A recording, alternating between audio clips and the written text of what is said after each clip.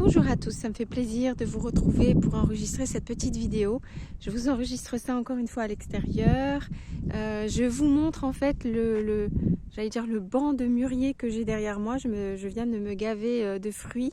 C'est super bon et c'est hyper agréable de pouvoir cueillir des fruits comme ça en fin de journée. C'est la dernière journée de la retraite de bouddhisme aujourd'hui. Et il y a eu beaucoup de concentration, beaucoup d'efforts mentaux pendant ces quelques jours. Et là, c'est vraiment un luxe énorme de pouvoir marcher dans la campagne et de tomber sur des murs et de manger comme ça quelques fruits. Je me suis vraiment... ça détend beaucoup. Et juste derrière, je vous montre, voilà. On a des vaches, des jeunes vaches qui sont magnifiques. Et c'est pareil, là, il y a autour de moi un silence incroyable. Le ciel, pareil, est somptueux. Il y a le soleil qui est légèrement voilé. Et il y a une impression de paix. Et je sais que vous allez me dire, bon, mais c'est comme ça partout.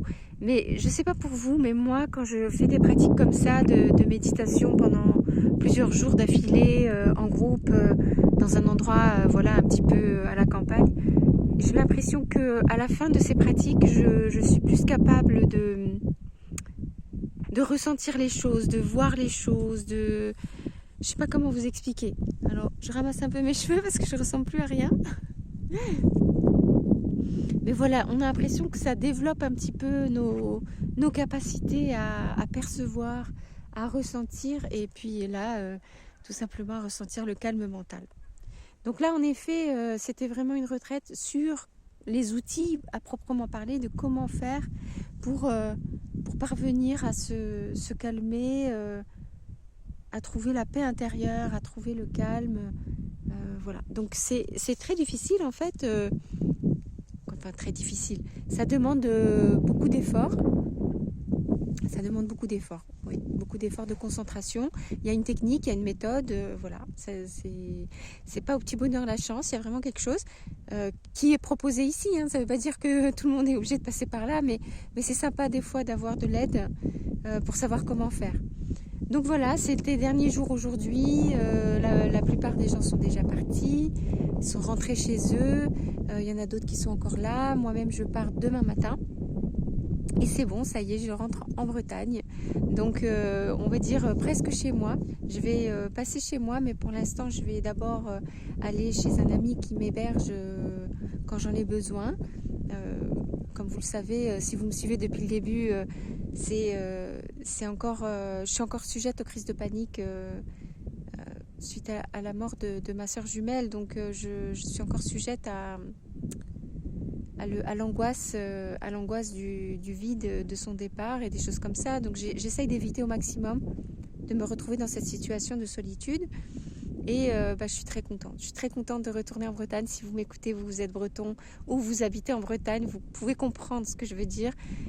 D'ailleurs, en fait, tout le monde peut comprendre cette impression de rentrer chez soi. C'est merveilleux. Et la Bretagne, c'est vrai que c'est magnifique. Là aussi, vous voyez, c'est pas moins bien. C'est super beau ici aussi. En fait, tous les coins de France sont magnifiques. Mais voilà, je suis quand même très très contente de me rapprocher de l'océan et d'avoir ce temps pour moi. Parce que j'aurai l'occasion, je pense, peut-être de faire un bilan de ces 5-6 mois de travail que j'ai fait.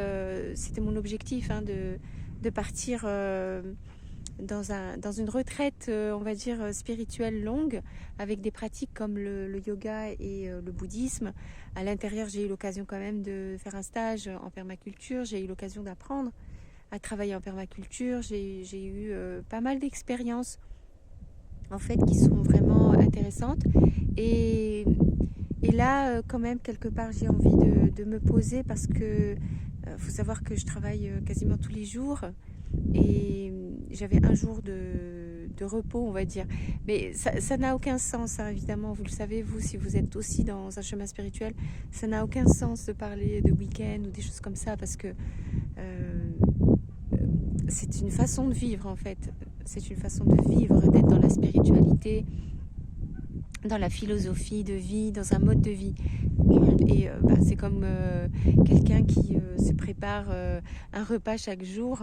C'est pas vraiment un travail, c'est pour votre bien. Vous avez envie de vous cuisiner quelque chose. Il y en a qui vont vous dire mais pourquoi tu n'achètes pas un truc tout prêt, t'as plus qu'à le faire réchauffer et voilà. Et il y en a qui vont te dire bah non, moi ce que je veux c'est cuisiner pour moi. Oui, c'est du travail, mais c'est pour moi parce que je prends soin de ma santé, où je fais plaisir à ma famille, je cuisine, où j'ai le temps de le faire, donc je le fais. C'est juste un exemple, mais c'est pour vous montrer que le travail, en fait, on peut le prendre comme un travail, ou on peut le prendre aussi comme quelque chose qui fait partie de notre vie. Donc, en fait, travailler, non, c'est normal, en fait. Rester à rien faire, c'est ça qui est pas normal.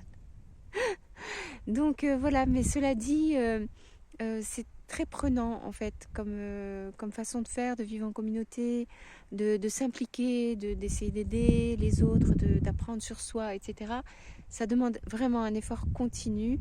Et vous avez vu, si vous m'avez suivi depuis le début, que j'ai eu vraiment des périodes difficiles, vraiment difficiles. Et je suis moi-même dans une période de vie difficile. Évidemment, vous m'auriez connue à d'autres moments de ma vie où j'avais pas ces épreuves à traverser. Forcément, je ne serais pas en train de dire la même chose. Mais c'est comme ça, c'est mon chemin. Tout le monde passe par là, tout le monde a des deuils difficiles. Et voilà, d'avoir deux deuils comme ça cumulés qui sont aussi importants.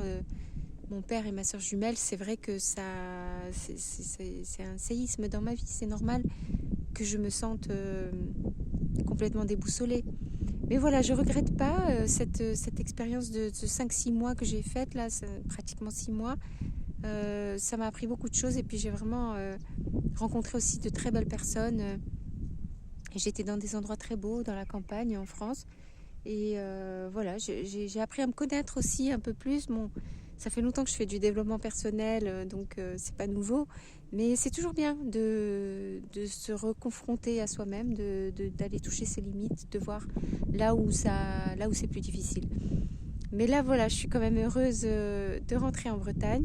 Je vais me poser et réfléchir un petit peu, réfléchir à la suite. Voilà, parce que je suis toujours aussi motivée pour pratiquer. Ça, il n'y a vraiment aucun doute là-dessus. Mais je ne sais pas sous quelle forme ça va se faire. Voilà. De toute façon, je ne vais pas rester à rien faire. Vous me connaissez maintenant. Je ne vais pas rester les bras croisés. Forcément, je vais aller dans quelque chose, dans un projet, travailler, aider des centres ou des choses comme ça. Voilà.